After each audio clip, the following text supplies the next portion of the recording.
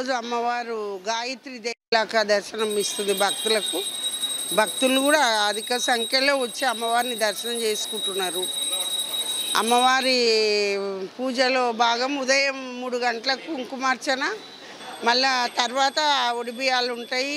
అమ్మవారికి 3 గంటలకు తెల్లవారుజామున అభిషేకాలు, తర్వాత కుంకుమార్చనలు, తర్వాత ఒడిబియ్యాలు.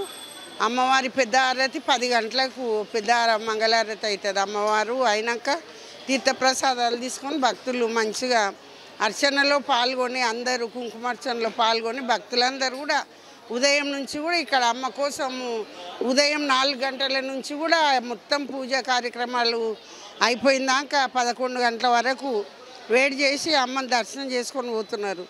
ఇక్కడ వచ్చిన భక్తులకు కూడా ఏ అసౌకర్యం లేకుండా మంచిగా సౌకర్యంగా వచ్చిన భక్తులకు కూడా అన్ని విధాలు అన్ని సౌకర్యాలు ఇక్కడ చేసినాం. మేము ఎంతమంది వచ్చినా ఏ ఇబ్బంది లేకుండా, భక్తులకు వచ్చిన భక్తులకు కూడా ఏ ఇబ్బంది లేకుండా మంచి ఇక్కడ సౌకర్యం చేసినాం.